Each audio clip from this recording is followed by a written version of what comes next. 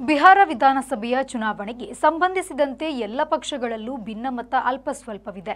ಆದರೆ ದರ್ಭಾಂಗಾದ ಬೌರಂ ಕ್ಷೇತ್ರದ ಕತೆ ಬಹಳ ವಿಚಿತ್ರವಾದುದಾಗಿದೆ. ಬಿಹಾರ ಚುನಾವಣೆಯಲ್ಲಿ ಮಹಾಗಠಬಂಧನ್ ಇಲ್ಲವೇ ಇಂಡಿಯಾ ಮೈತ್ರಿಕೂಟದಲ್ಲಿ ಭಿನ್ನ ಸ್ವರ ನಿಂತಿಲ್ಲ. ಸದ್ಯ ಆರ್ಜೆಡಿಯ 140 ಮತ್ತು ಕಾಂಗ್ರೆಸ್ನ 60 ಕ್ಷೇತ್ರಗಳಿಗೆ ಅಭ್ಯರ್ಥಿಗಳನ್ನು ಅಂತಿಮಗೊಳಿಸಿವೆ. ಎಡರಂಗಗಳಿಗೆ ಮತ್ತು ಇತರರಿಗೆ ಉಳಿದ ಸ್ಥಾನ ಎನ್ನಲಾಗಿದೆಯಾದರೂ ಕೆಲವು ಡಬಲ್ ಕ್ರಾಸ್ಗಳು ಕಂಡುಬಂದಿವೆ. ಅದಕ್ಕಿಂತ ವಿಚಿತ್ರವಾದದ್ದು ದರ್ಭಾಂಗದ ಬೌರಂ ಕ್ಷೇತ್ರದಲ್ಲಿ ಮಾಜಿ ಉಪಮುಖ್ಯಮಂತ್ರಿ ತೇಜಸ್ವಿ ಯಾದವ್ ಅವರು ತಮ್ಮ ಆರ್ಜೆಡಿ ಪಕ್ಷದ ಅಭ್ಯರ್ಥಿ ವಿರುದ್ಧವೇ ಪ್ರಚಾರ ಮಾಡುವರು ಎಂದು ಹೇಳಲಾಗಿದೆ. ಆರ್ಜೆಡಿ ಪಕ್ಷವು ಬೌರಂನಲ್ಲಿ ಪಕ್ಷದ ನಾಯಕರಲ್ಲಿ ಒಬ್ಬರಾದ ಅಫ್ಜಲ್ ಅಲಿ ಖಾನ್ರಿಗೆ ಟಿಕೆಟ್ ನೀಡಿದೆ.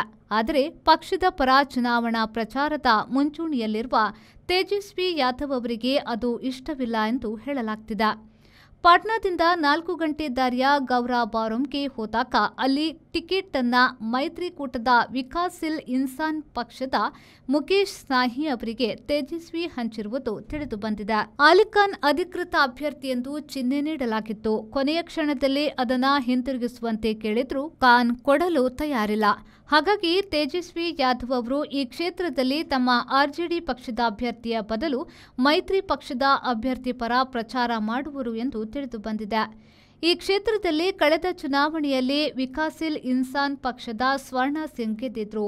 ಆದರೆ ಆಮೇಲೆ ಬಿಜೆಪಿಗೆ ಪಕ್ಷಾಂತರ ಮಾಡಿದ್ರು. ಕಣಚೂರು ಸಂಸ್ಥೆಯು ಹಲವಾರು ಕ್ಷೇತ್ರಗಳಲ್ಲಿ ಕಾರ್ಯನಿರ್ವಹಿಸುತ್ತಿದ್ದು ಇದೀಗ ಕಳೆದ ಕೆಲವು ವರ್ಷಗಳಿಂದ ನಾಟೇಕಲ್ಲಿನ ಹೃದಯ ಭಾಗದಲ್ಲಿ ಕಣಚೂರು ಆಸ್ಪತ್ರೆ ಹಾಗೂ ಸಂಶೋಧನಾ ಕೇಂದ್ರವು ವೈದ್ಯಕೀಯ ಕ್ಷೇತ್ರದಲ್ಲಿ ಹೊಸ ಮೈಲುಗಲ್ಲುಗಳನ್ನ ನಿರ್ಮಿಸಿದೆ. ನುರಿತ ವೈದ್ಯಕೀಯ ಶಸ್ತ್ರತಜ್ಞರು, ಪ್ರಸೂತಿ, ಮಕ್ಕಳ ಮೂಳೆ ಕಣ್ಣಿನ ತಜ್ಞರು, ಸೀಳುತುಟಿ ರೋಗ ಮೂತ್ರಪಿಂಡ ಶಸ್ತ್ರಚಿಕಿತ್ಸಾ ತಜ್ಞರು ನಿಮ್ಮ ಸೇವೆಯಲ್ಲಿ ಸದಾ ಲಭ್ಯವಿರುತ್ತಾರೆ. 24 ಗಂಟೆಗಳ ಕಾಲ ತುರ್ತು ಚಿಕಿತ್ಸೆ, ಹೆರಿಗೆ ಸೌಲಭ್ಯ, ವೈದ್ಯಕೀಯ ಮತ್ತು ನವಜಾತ ಶಿಶು ತೀವ್ರ ನಿಗಾ ಘಟಕ, X-ray, CT scan, ultrasound scanning ಅಷ್ಟೇ ಅಲ್ಲದೆ ಔಷಧಿಗಳು, ರಕ್ತ ಹಾಗೂ ಮೂತ್ರ ತಪಾಸಣೆ, ಆಂಬ್ಯುಲೆನ್ಸ್ ಇತ್ಯಾದಿ ಲಭ್ಯವಿರುತ್ತದೆ. ಈ ಎಲ್ಲಾ ಸೌಲಭ್ಯಗಳು ರಿಯಾಯಿತಿ ದರದಲ್ಲಿದ್ದು ಇದರ ಸದುಪಯೋಗವನ್ನ ಸಾರ್ವಜನಿಕರು ಪಡೆದುಕೊಳ್ಳಬಹುದು. ಕಣಚೂರು ಆಸ್ಪತ್ರೆ ಹಾಗೂ ಸಂಶೋಧನಾ ಕೇಂದ್ರ, ನಾಟೇಕಲ್, ಮಂಗಳೂರು.